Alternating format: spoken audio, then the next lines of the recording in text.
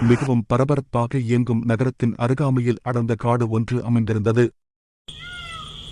அந்த அடர்ந்த காட்டில் நிறைய விலங்குகளுடன் குரங்கு கூட்டம் ஒன்றும் வாழ்ந்து வந்தன. அதில் மிகவும் துருதுருவென இருக்கும் 3 குட்டிக் குரங்குகளும் இருந்தன.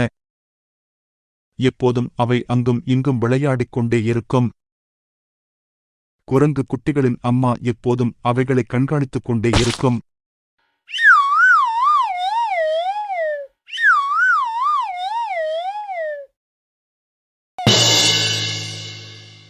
ஒருநாள் அதிகாலையில் குட்டிக் குரங்குகளில் ஒன்று ஒரு பெரிய மரத்தின் உச்சியில் ஏறி சுற்றிலும் பார்த்தபோது அந்த பரபரப்பான அழகான நகரம் அதன் கண்ணில் பட்டுவிட்டது. அடடா, எவ்வளவு அழகான உயர்ந்த கட்டிடங்கள்! எனக்கு அதன் மேல் ஏறிப் பார்க்க மிகவும் ஆவலாக உள்ளதே. குரங்கு குட்டியானது தனது அம்மாவிடம் சென்று தனது ஆசையை சொன்னது.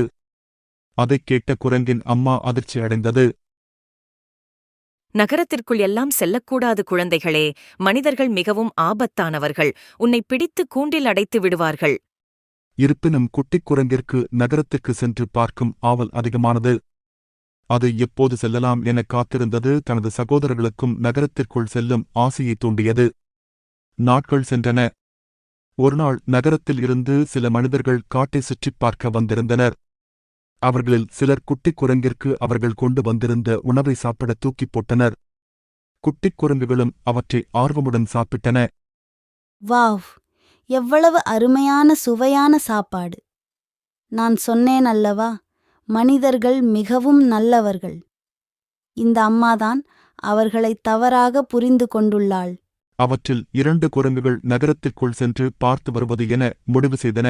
மறுநாள் காலையில் 2 குட்டிகளும் நகரம் இருக்கும் திசையில் பயணம் செய்ய ஆரம்பித்தன. நகரத்தில் உள்ள உயரமான கட்டிடங்கள் மற்றும் டவர்கள் மேல் ஏறி விளையாண்டு மகிழ்ந்தன.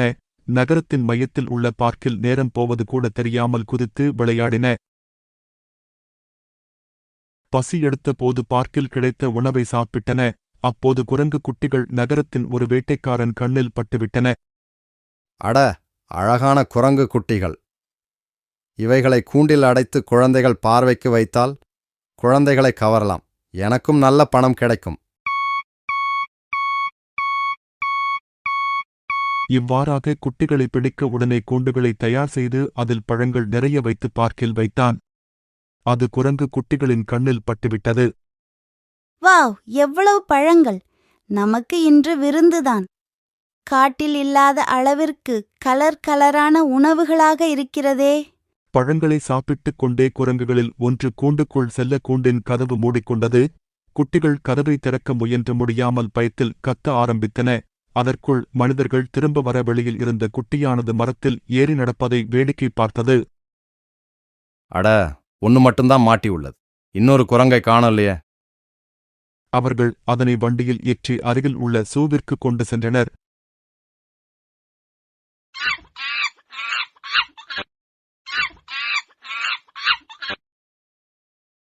ஐயோ, எனது அம்மாவின் பேச்சை மதிக்காமல் இப்படி வந்து மனிதர்களிடம் மாட்டிக்கொண்டேனே. நடப்பதை கவனித்துக் கொண்ட மற்றொரு குரங்கானது காடு நோக்கி ஓடியது. அது தனது அம்மா குரங்கிடம் அனைத்தையும் கூறியது. குழந்தைகளே, நான் சொல்வதைக் கேளாமல் இப்படி ஆபத்தில் மாட்டிக்கொண்டீர்களே.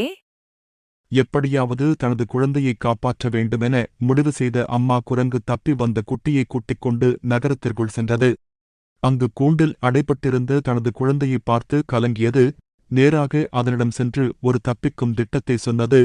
அம்மாவின் திட்டத்தின்படி குட்டியானது கூண்டுக்குள் இருந்து தண்ணீர் இருந்த தொட்டிக்குள் சென்று மறைந்து கொண்டது. சிறிது நேரம் கழிந்தது. சூவின் பாதுகாவலன் கூட்டின் அருகே வந்தான். இங்கே அடைக்கப்பட்டிருந்த புதிய குரங்கை காணவில்லையே, எங்கே போயிருக்கும்? குரங்கை காணாததால் அதிர்ச்சி அடைந்து கூண்டை திறந்து உள்ளே சென்றான் பாதுகாவலன். அதற்காகவே காத்திருந்த அம்மா குரங்கு பாதுகாவலனை தாக்கியது. இதனைப் பயன்படுத்தி கூண்டில் இருந்த குட்டி கூண்டை விட்டு தப்பியது. 3ம் காட்டை நோக்கி தப்பி ஓடின. மூத்தோர் சொல்லும் முது நெல்லிக் கனியும் கசப்பது போல தெரிந்தாலும் அதில் 1000 பலன்கள் உண்டு குழந்தைகளே.